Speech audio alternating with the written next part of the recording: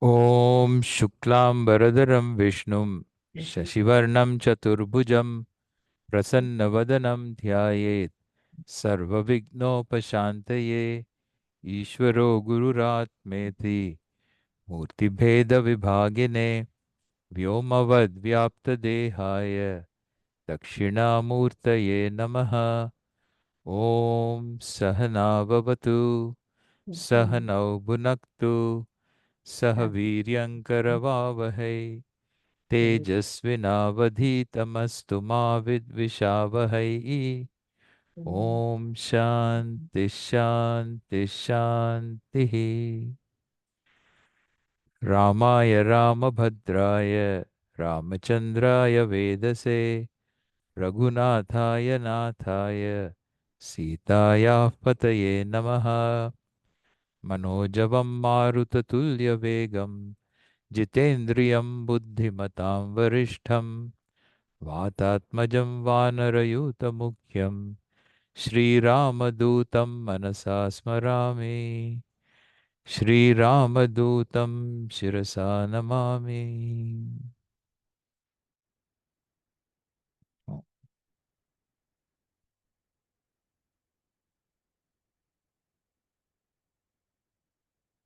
Okay. So, as you know, we are going to look at today, and one more talk, this particular dialogue. It's a dialogue between Sri Hanumanji and Ravana,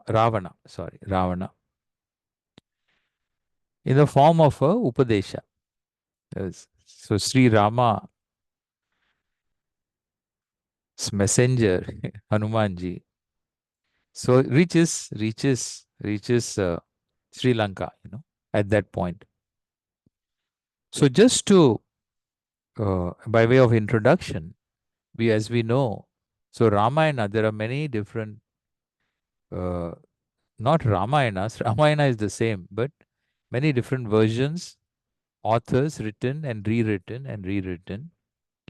So the original, of course, being by sage Valmiki. And then we have Vasishtha Ramayana, we have Tulasidas Ramayana, and then other regional writers are also there. Ramayana by Agastya Muni, then Kamba Ramayanam, Kirtivasa's Ramayanam. So in just about every region, every language in India, the Ramayana has been written in the local language. So what we are going to look at is one of the Ramayanams is also called as Adhyatma Ramayana, and that is something that appears in the Brahmanda Puranam. You know, so in Brahmanda Puranam, in the 56th chapter, there is this particular section of Adhyatma Ramayana, and like the original Valmiki, it has six kandas. So Balakandam, so Ayodhya Kandam, Aranya Kandam, Kishkinda, Sundara, and Yuddha Kandams. And in the Sundara Kandam portion is where, so there's a lot of said about Hanumanji and that period of time in the forest, and then them continuing to look for Sita Devi, who was kidnapped by Ravana. And so they are searching for her. And eventually Hanumanji comes to Sri Lanka. He finds his way there and then finds Sita Devi in the Ashoka Vanam, as we all know. And so there, having done that, then he is by that time he's not able to yet find where Ravana is there. So, but then there's these Rakshasis are there. They're all there in the watching over Sita. And so, anyway, in the process, he ends up, causing a lot of destruction in the Vanam, to Ashoka Vanam. Now, Ashoka Vanam was like the Garden of Eden of that time. Beautiful. Ashoka means, so there is, if you go to this particular garden, there is no sorrow, no shoka. And a Ravana wanted to get Sita out of her state of sorrow. So that was his goal. So he decided to keep her there. So maybe perhaps that is going to get her out of her dejection of where she's at. So anyway, so he imprisoned or he put her there in the Shokavanam and surrounded by all these guards and all. So anyway, so then he hears about this monkey, monkey in the forest who's caused so much destruction and damage. So he sends people to curb this. Should not really be a big problem. So initially he sends some of these rakshasas and all are there. He sends them go and take care of this menace. And they go. A lot of rakshasas are sent there. And then, but Hanumanji, being who he is, he he overcomes all of them. He destroys some of them. He defeats some of them. So then Ravana finds out and he gets upset. How is this possible? So he sends the big guns. Sends the big guns, generals. So he ends up sending five of them. And then all of them also are defeated by Sri Hanumanji. Then after the generals, he sends. So the ministers are there. Ministers' sons are there, who are also big warriors in his army. So he sends a whole bunch of them, seven of them actually, and then so they are also so unceremoniously defeated by Sri Hanumanji. He finally sends his son, one son, Akshakumara, who's not a small formidable guy. And so of course he is also defeated by Sri Hanumanji. And so by now Ravana is really, really angry. So because how can this be possible? And so finally his eldest son Indrajit, so he kind of calms him down and says, I'm going to go. I'm going to go. And Indrajit was unconquerable. He had all these, not only in his skills, but he also had these divine weapons, astram. He had one special weapon called as Brahmastram. So he said, which nobody can escape that. And so he said, you don't worry, I'm going to not only go and get him, but I will bring him to you and I will capture him and bring him to you. Yeah. So he goes. And then he goes and he manages to, so with this Brahmastram, he manages to catch Hanumanji, who's bound up in this the rope, in the form of a rope. And so he brings him to the palace. Now Ravana looks at him and he's very angry at this point. His eyes are red with anger. You know what that means? It means his blood pressure is very high. His eyes are all red. And so he tells the minister, his main minister is the Prahasta. So he says, ask this monkey, who he is. Ask this miserable Vanara who's created so much havoc here, where he is from, and what is the purpose. Why is he causing all this destruction? Of course, he won't ask. Rajas don't directly talk to you. So because every years he's been, especially a monkey, so beneath him. So they won't talk to him directly. But he tells minister, you ask him. And the minister, of course, asks him. And so Hanumanji, so he responds, his response. He says, Kenachit Rama Karyena Agatosmi Tavantakam Duto Ham Iti Vignaya Ragavasyamita Ojasaha Shrut Shruyatameva Vachanam Mama Patyam Idam Prabhu. This is from Valmiki Ramayana. So he introduces himself. I am Ramaduta. He doesn't give his name, I am Anjani's Putra, I am Anjaneya, Vayuputra, all that, etc. No. Because that's not his role there. It's not his role. So he says, I am Sri Ramaduta. And so who's Sri Rama? So the great Ojasaha is the one who is the brilliant, so well known Sri Rama, he says, of immeasurable brilliance, of immeasurable might. I am his messenger. I've come as a messenger from him. And so he accuses him of forcibly kidnapping Sita. and says he was coming here. He has come to Sri Lanka in search of her. And then he is a founder in the Ashoka Vanam. And he says, but, I'm here and I want to, this is the message I have to give you, but I also want to say a few words to you. Please listen to me attentively. Nicely, he tells him. No, nothing, you're not aggressive or anything like that. So that is what a Duta is.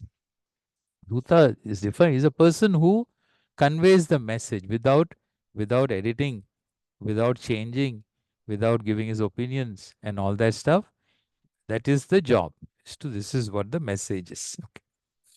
That's why they say, don't kill the messenger, whatever the message is. Yeah. So at this point, this dialogue begins between Sri Hanumanji and Ravana.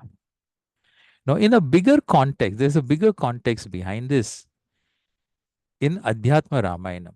The whole Adhyatma Ramayana is in the form of a dialogue. And that is a dialogue between Sri Mahadeva, Lord Shiva, and Parvati. So we know that. We know this, some of us know it. So we have seen also some of these things. We have seen some dialogues from Adhyatma Ramayana. It of course begins with this question that Parvati has to Lord Shiva about who Sri Rama is. It's always a question we all have at some point or the other. Is Sri Rama an avatara? Or Sri Rama was a king? And then who became enlightened? Okay. In our tradition, these are two things, two possibilities. Bhagavan manifests, and that manifestation is called avatara. Avataranam, coming down. Avataram. Ganga also, there was avataranam, you know. So she coming down from the divine origins, from the heavens. So Bhagavan manifests. And then there is so another way of connecting or being one with that divinity. There is no being one with divinity. Keep that in mind. There is only one divinity. Okay. So being one with divinity means then there is just, whereas there is no two things that are becoming anything, really speaking. What happens then? What happens? So in becoming in the oneness with Parameshwara, who becomes one with the other? If we visualize that everything ends in one, that means I become Bhagavan, Atma becomes Bhagavan, or Bhagavan becomes Atma. What is all? Which is the one here? That is Bhagavan alone. Bhagavan alone. So then what about the one? What will happen to me? No, I will be one with Bhagavan. But yeah, that means we think being one with Bhagavan means becoming Bhagavan or becoming like Bhagavan or becoming close to Bhagavan. Really speaking, it's in recognition of that oneness. For a bhakta, bhakta doesn't see himself as a separate entity. In fact, there is alone, only Ishvara alone. That is the devotion. In the devotion, that recognition is there in a devotee. In fact, that is what is called as jnanam, atma jnanam. You'll see it here in this dialogue. So that is atma jnanam, and that is bhakti. In fact, that is the oneness, the ultimate oneness that they talk about, you know, in bhakti, and that is the same oneness they talk about in that recognition, acceptance, recognition. Recognizing something means you know that to be the reality. That is the meaning of recognition. There's no other big meaning of recognition. There is something is there, truth is there. Knowing the truth to be the truth is what the recognition is. So anyway, so here, so there is this whole, so ultimately Sri Lord Shiva tells her that, so Sri Rama is an avatara. There are some differences between the two. We won't get into that, in this particular context. So, in that broader context of dialogue, here Sri Mahadeva says, he continues to talk. That's the idea. So, from the previous verses, Adhyatma Ramayana continues, and Lord Shiva is continuing to talk to Parvati Devi about what is happening or what has happened. And see, Hanumanji is at the court. And now this is what Hanumanji responds or says to Ravana. We begin at this point. Okay. So, verse number 1 here. स्पृष्ट्वैव Ram ब्रह्मवरप्रभावतः त्यक्त्वा गतं सर्वमवैमि रावण तथाप्यहं बद्ध इवागतो हितं प्रवुक्तकामः करुणारसार्दधीः स्पृष्ट्वा एव मां ब्रह्मवरप्रभावतः त्यक्त्वा गतं सर्वम अवैमि Ravan.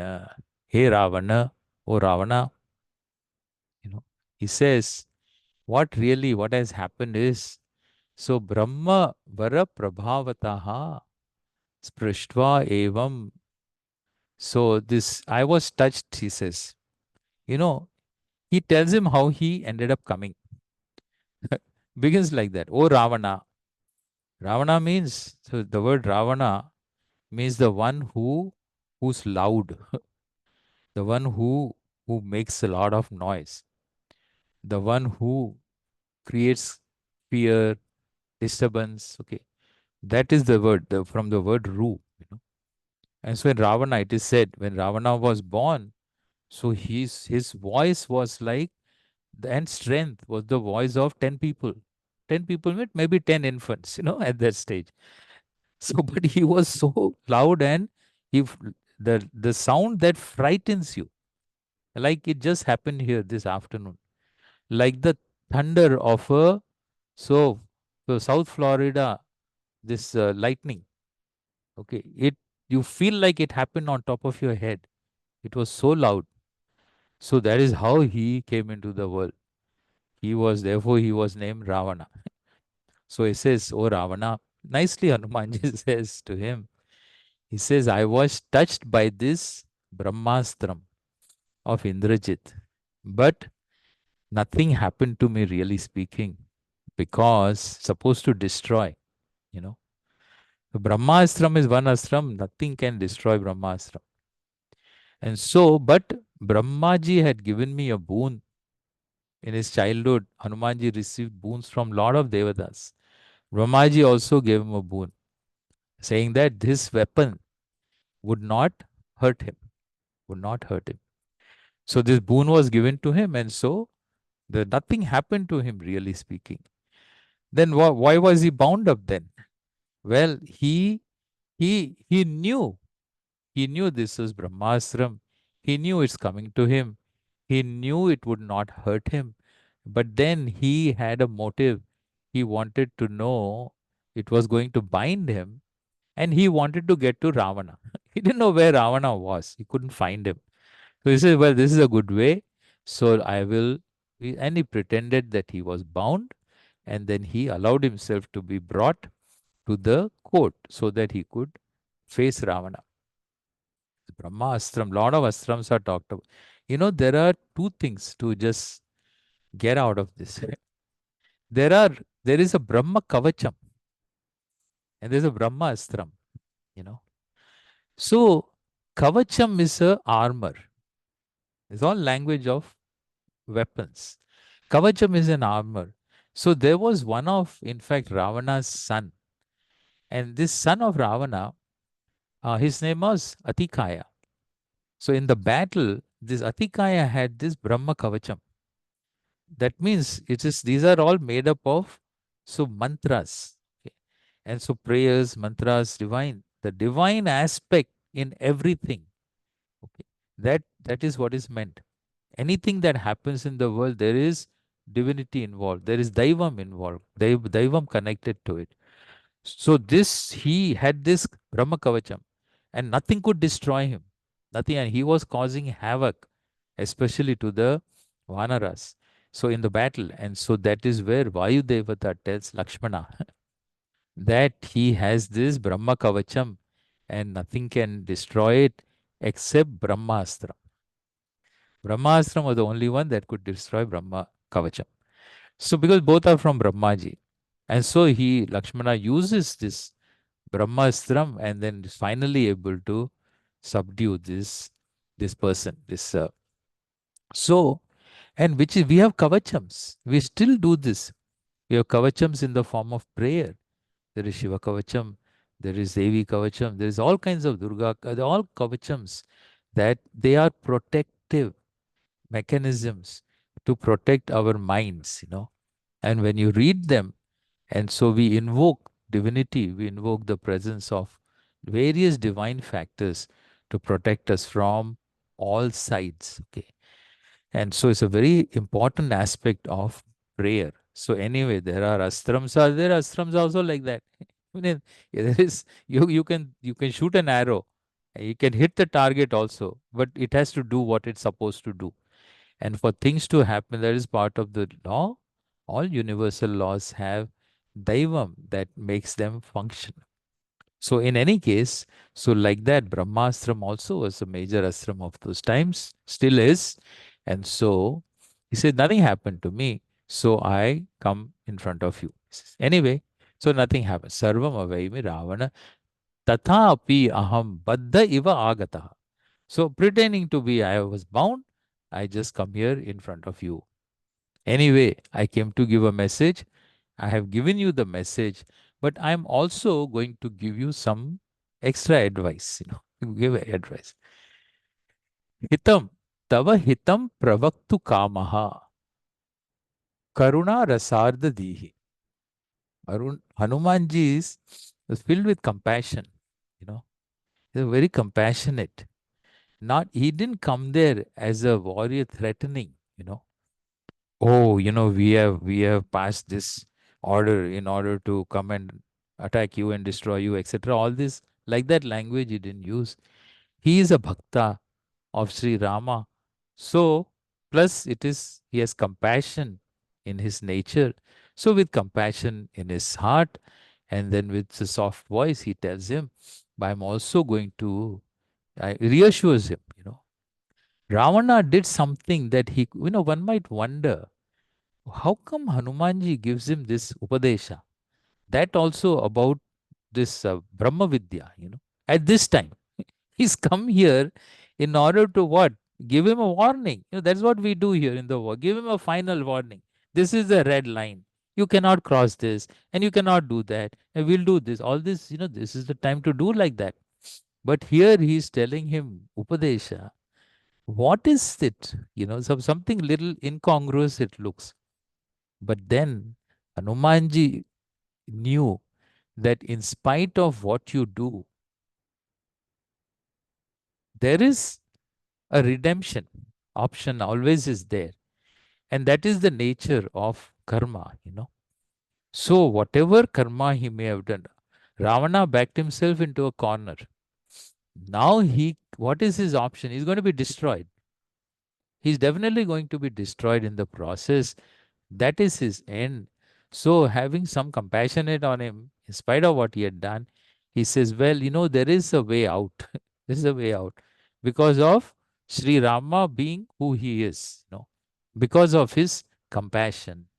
He's full of compassion, and he's the one who in fact protects the people who come to him, who surrender to him. So please just listen to me.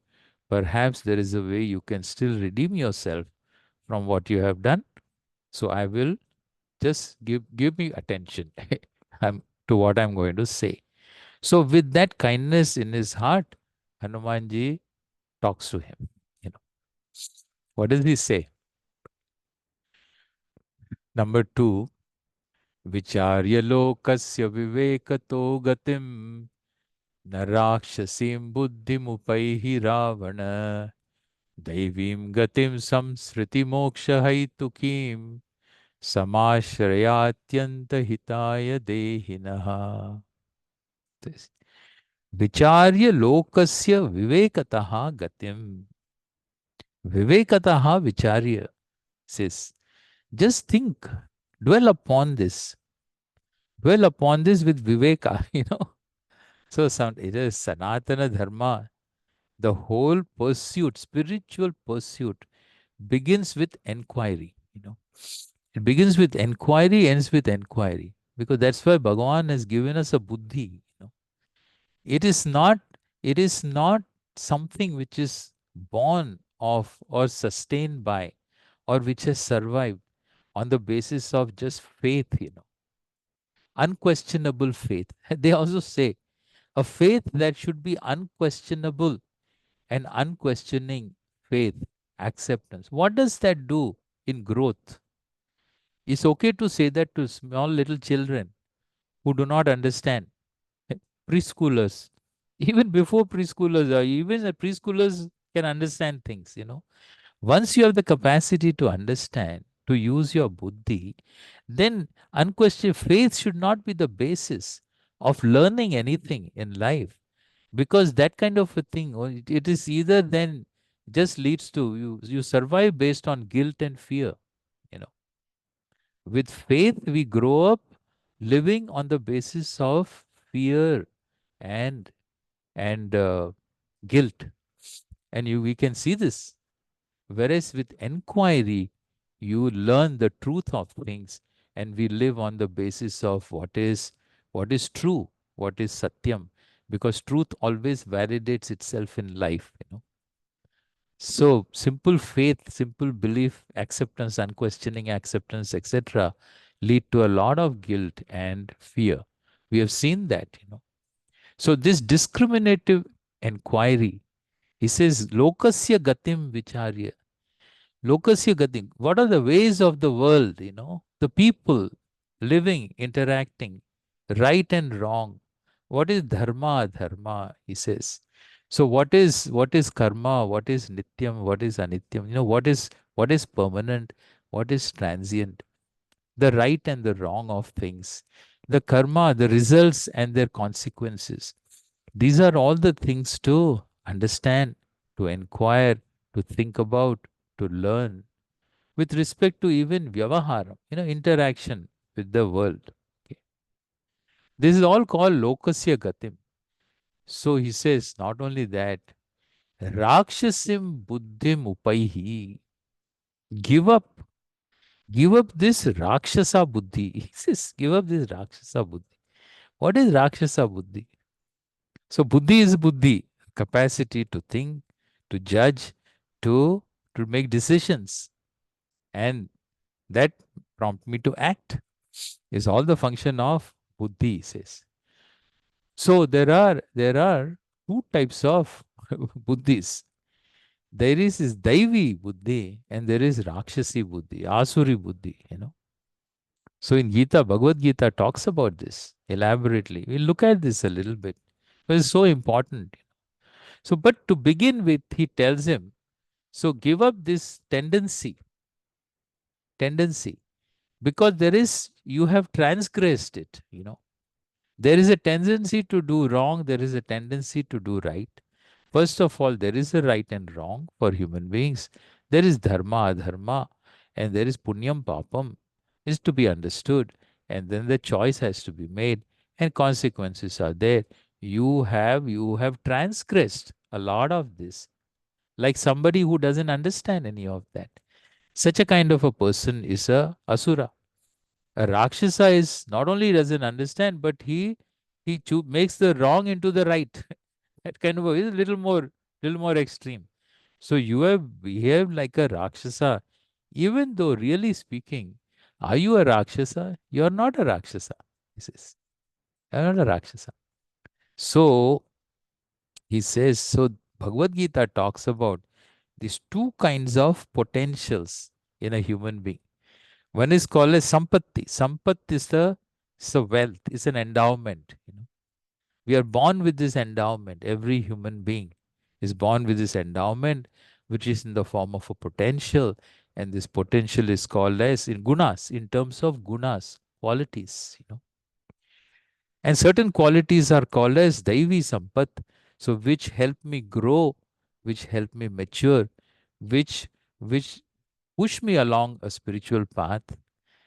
There are other qualities also that are there in oneself potential and called as Asuri Buddhi, which create obstructions to this growth or which cause regression and push me backwards, So these are Daivi Sampat called an Asuri Sampat in the world, he says.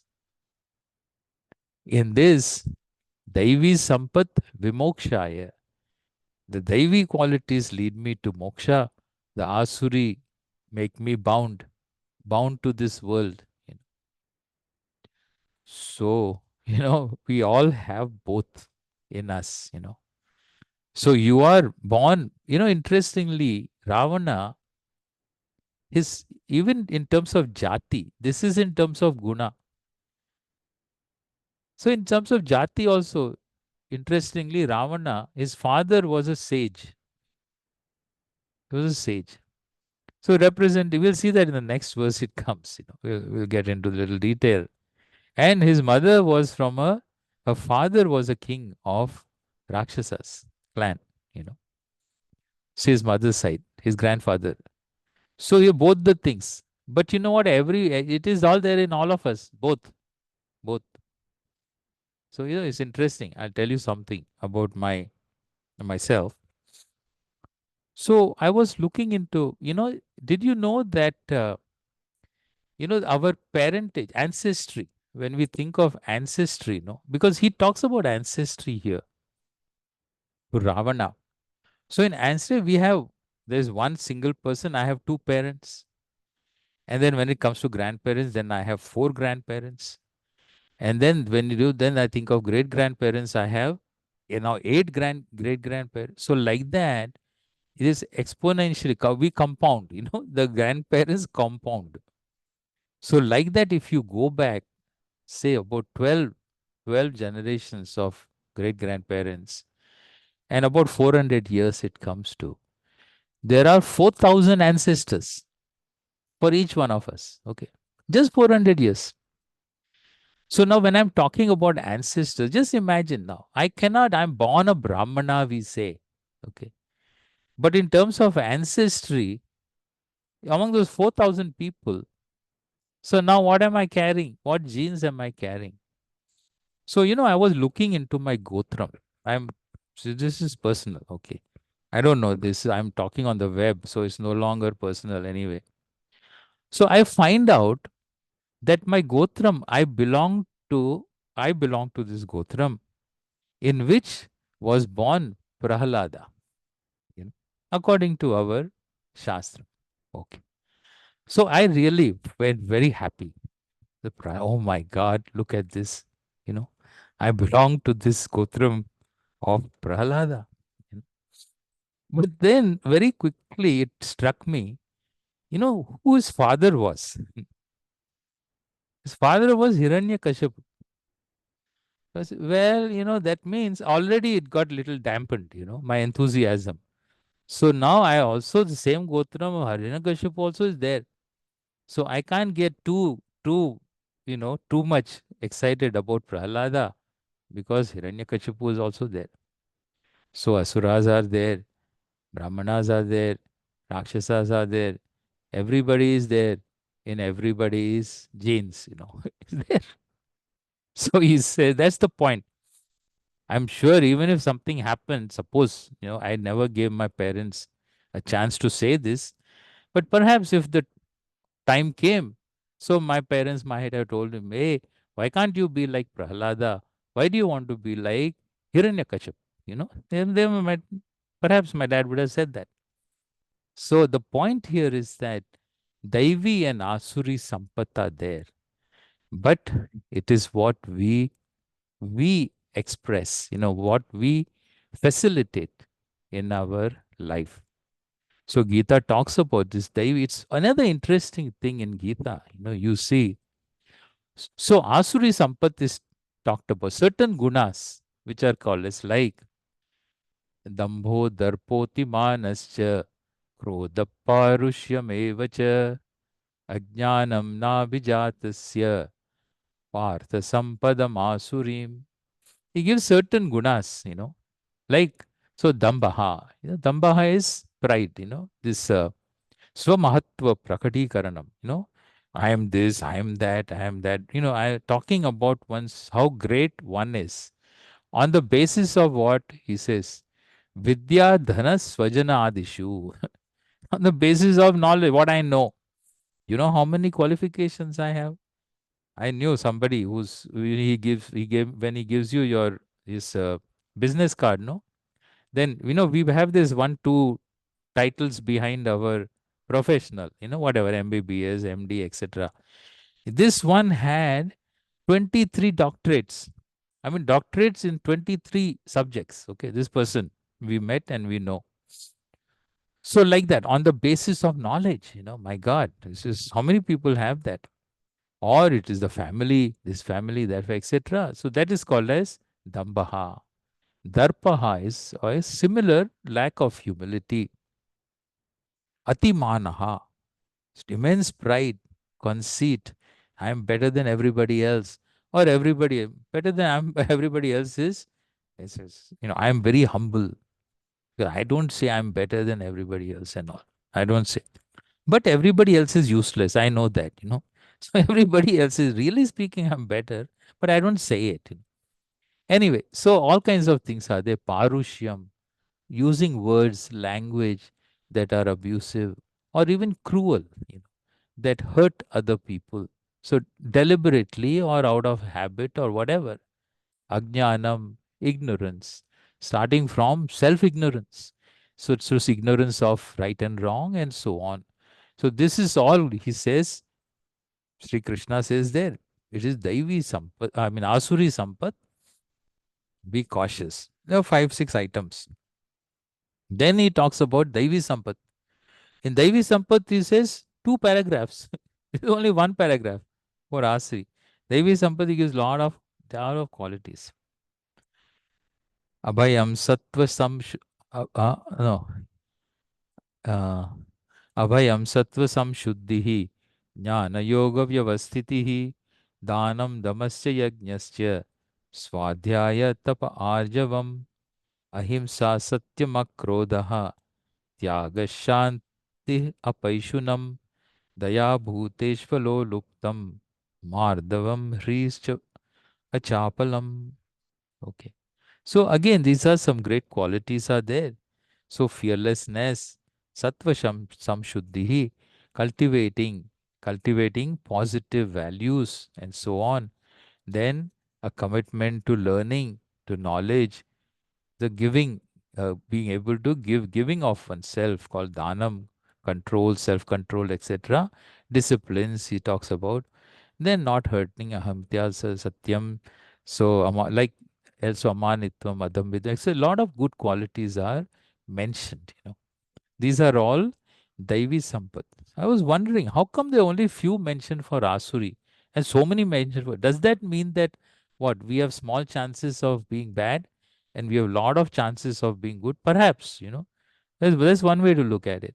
Or you don't have to do too many bad things to go downhill fast, to spiral very fast because it is self perpetuating. Whereas so for climbing up the mountain, it is better to have many paths, many routes because it is little more difficult. It's a little more difficult to do, but there are many ways to get there. Whatever, however we want to look at it. But then that is the idea. So he reminds him that hey, next he says in the next verse, he gets a little more specific. 3. Tvam Brahmano Hyutam त्वं ब्राह्मणो ह्युत्तमवंशसम्भवः पौलस्त्य पुत्रोऽसि कुबेरबान्धवः देहात्मबुद्ध्यापि च पश्य राक्षसो नास्त्यात्मबुद्ध्या किमु राक्षसो नहि. Tvam Brahmanaha. Hey, now in this context, okay, this is a big context here. This is nothing to do with jati, nothing to do with you're Brahmana, you're this, you're that. Okay. Now, this is all the time of equality and everybody is equal. Everybody is equally bad, is equally good, potentially. Okay. Yes. The final conclusion. Okay. So, Tvam Brahmano hi, you are a Brahmana. He says, you're a Brahmana. That means you, Uttama Vamsha Sambhavaha. You're born in a Uttama Vamsha. Uttama Vamsha. Brahmana is not enough. Just being Brahmana. In fact, Ravana was not just Brahmana, like I said. So he was both Brahmana and Asura. He was both Brahmana and but he reminds him that you have sattva gunas in you. You have. You don't have to be what you are because you have the potential to be what is different. Ravana he was the, so son, he says, Pulastya. In fact, he mentions his grandfather. You are the grandson of Pulastya. You know, we remind people like that sometimes. You know who your father was. Don't forget. Don't forget where you've come from. Don't forget. Why? What's the point of that? What's the point of that? Already before he said we should not do that. It's out of humility. No, we should not be proud and all over somebody else. No. But here this is a reminder. You know, Hanumanji himself, if you recall, before he crossed the ocean, and at that point he became little bit unsure and nervous. Am I going to be able to get across?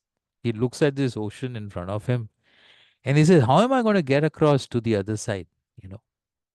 And at that point, so he's lost his confidence, or he didn't have the confidence. So Jambavan there reminds him. He reminds him of his prowess and his strength from before. He says, do you remember? So who you were, what all feats you accomplished as a child, he reminds him. You ready to jump to reach the sun, Surya Devata. You know. And so to such an extent that you frightened all the gods, frightened all the gods, and they had to come there and stop you from it. So what is this one ocean, one step, There is nothing for you, etc. So sometimes we forget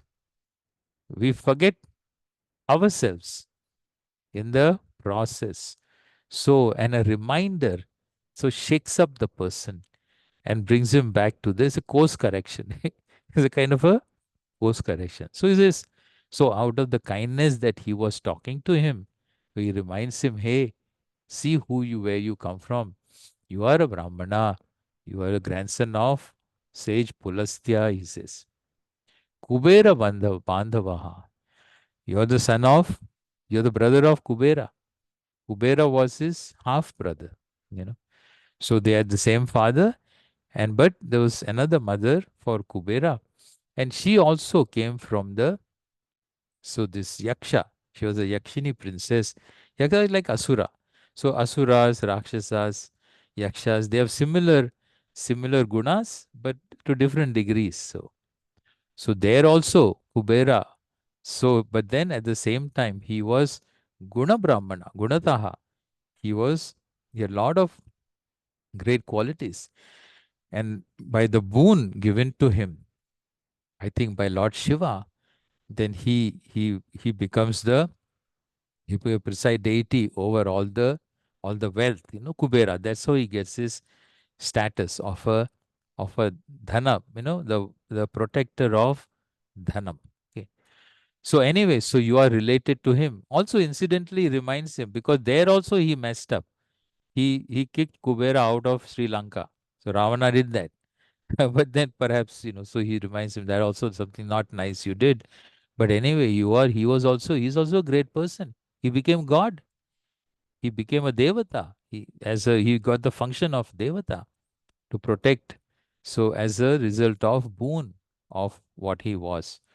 So he says, Kubera Bandhavaha, Dehatma Buddhyapi cha Pashya Rakshasaha.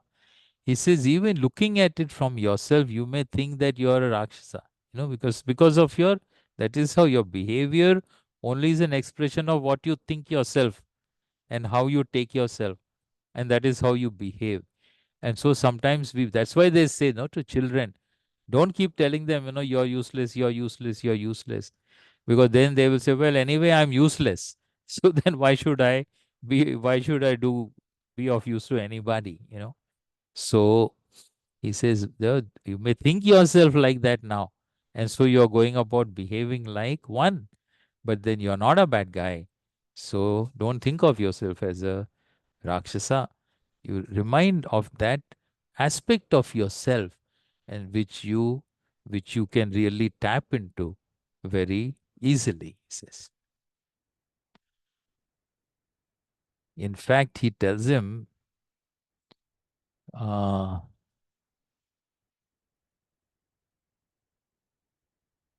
later on, he tells him how he should redeem himself also. He says that what you need to do really, Sri Rama is somebody who's so forgiving, and anyone who comes to him, so irrespective of who he is or what he is or what he has done, later on, his own brother Vibhishana goes to Ram, and then see Rama will give them refuge. So anyone who surrenders to him, he gives him refuge. That is who he is. And that's all in his own devotion. Hanumanji had no problem seeing. He did not see his role as just come there to, this is a man who has to be destroyed. Not like that. He saw it as he is a person. Anybody can be redeemed if you are ready to surrender to the Lord. And so that is the culture, that is the tradition. You don't destroy even a evildoer. But even a evildoer has a path to redemption. So that is what one teaches. So anyway, as a bhakta, he could clearly see that. And so he couldn't but tell Ravana a way out. So it wasn't a way out.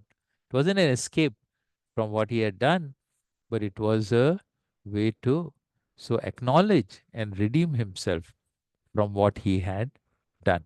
So, number 4, Sharira Buddhindriya Dukkha Santatihi Nate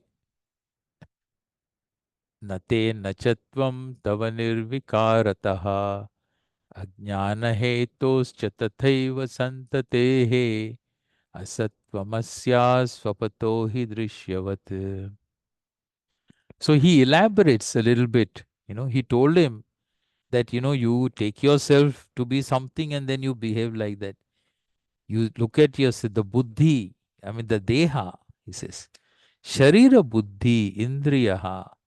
So buddhi indriya, etc. So the body is the body, there is the mind, there is the sense organs, there is the prana, all these things that we are constituted of.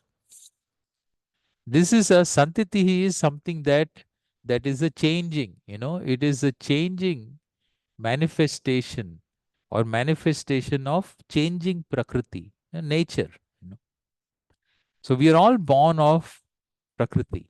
The natural things are there.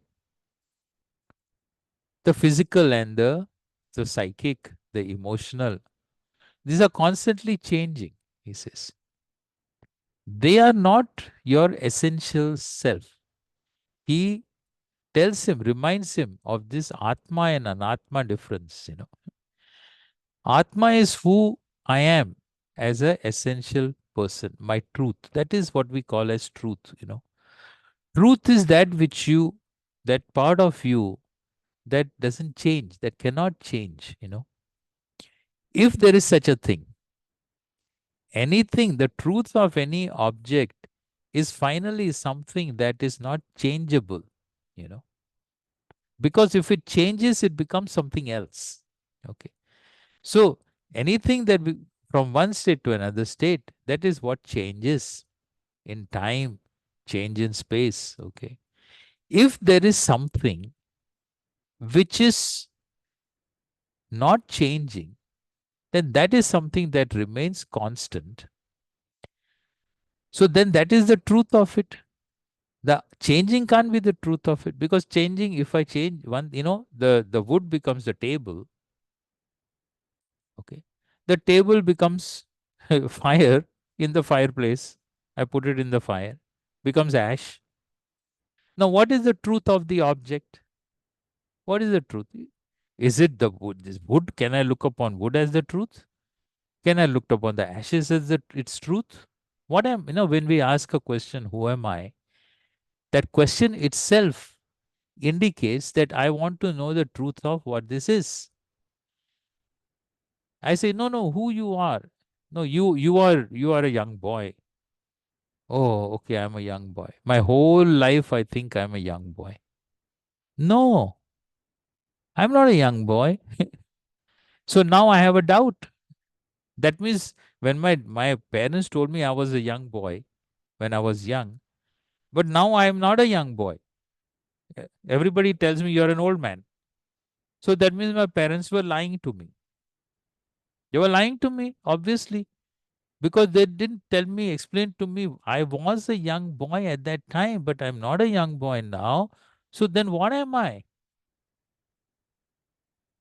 What am I? You know, am I young or am I old? No, no, there is something there that's asking questions, that is rejecting this changing fellow. And so that has to be changeless, or I'm seeking that. Okay. So that is what we call as Atma. So he says, Sharira Buddhindriyaha, this all these changing things that are there, I make that as my truth,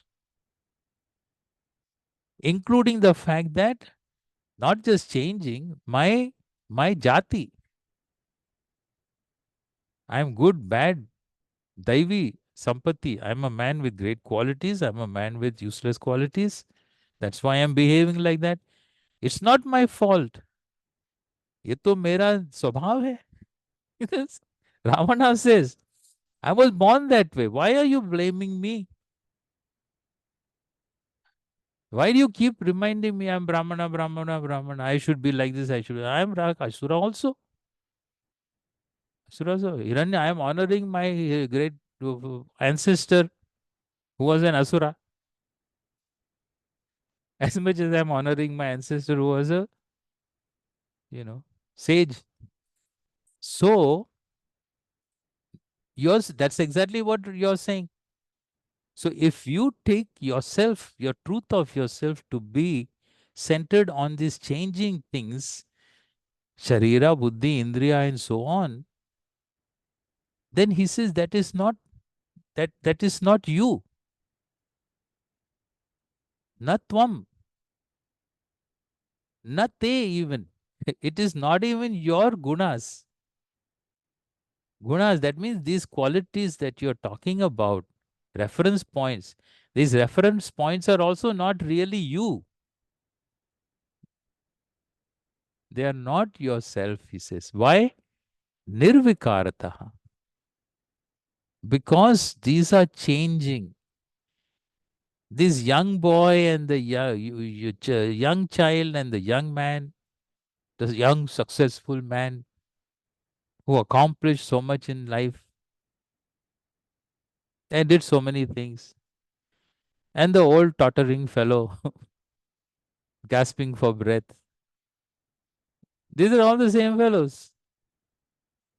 But no, this is not. You are nirvikara. All these changing things do not belong to you.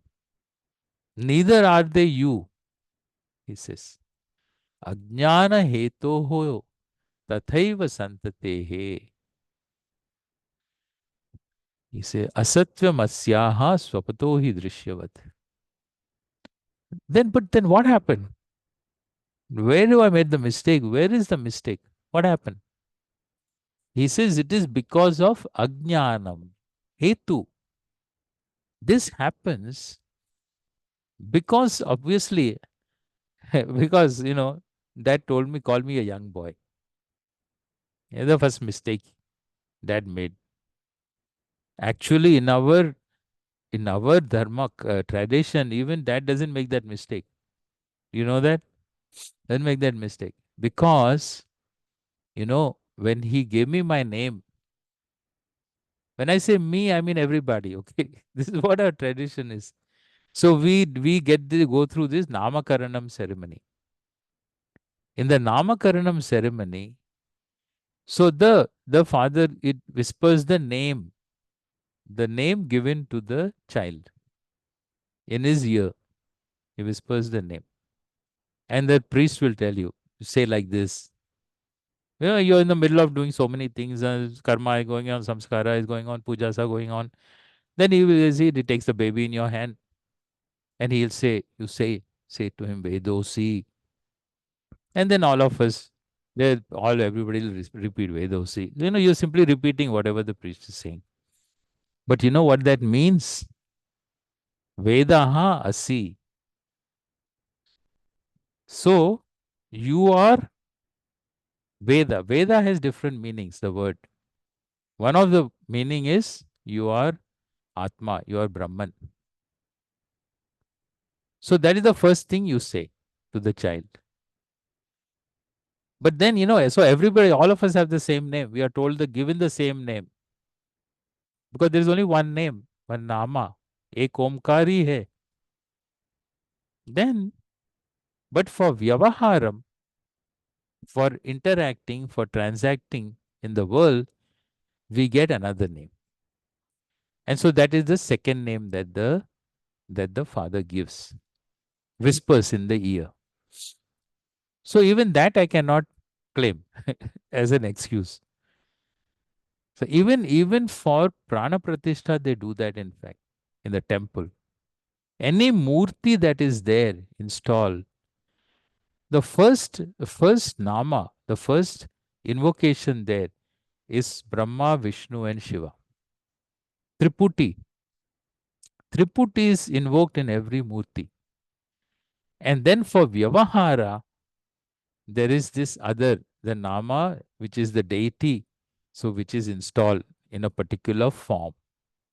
Then that is part of the Prana Pratishtha ceremony also.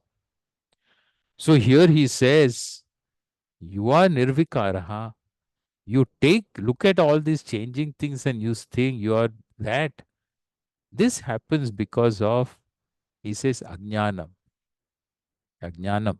This is the Hetu. Not ignorance is the Hetu.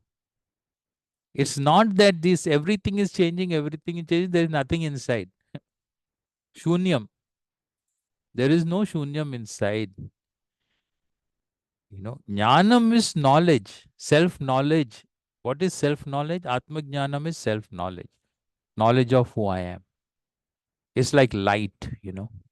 It's likened to light, awareness. Because I am in the form of consciousness. Consciousness of everything. And that is what light is. Light lightens up everything. It makes everything visible, available, recognizable. And consciousness also lights up. Atma, jnanam also lights up. And that's why I call enlightenment. It lights up my swarupam. I can recognize what it is. What is the opposite of light? Is darkness. So, what is the opposite of consciousness? Is it absence? It's not absence.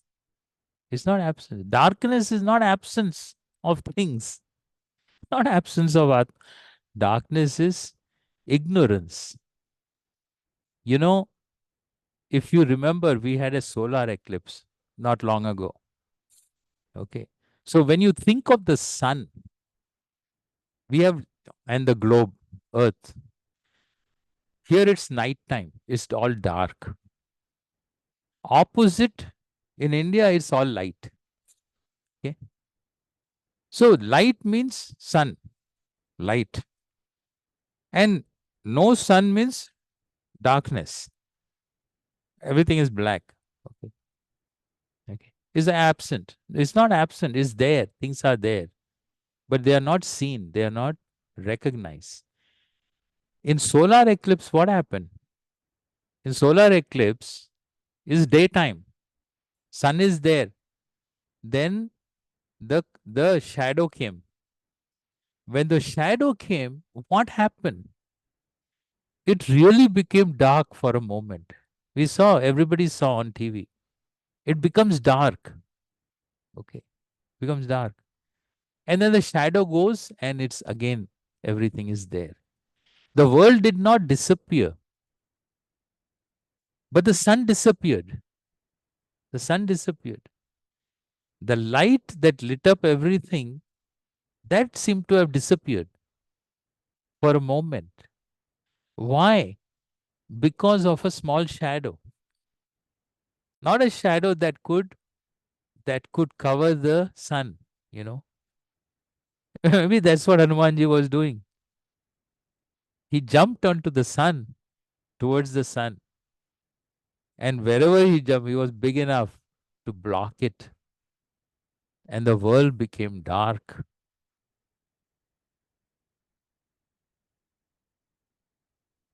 And so it is not absence.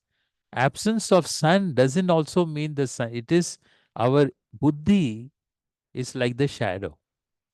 An ignorant buddhi is like the shadow. It covers up the Atma.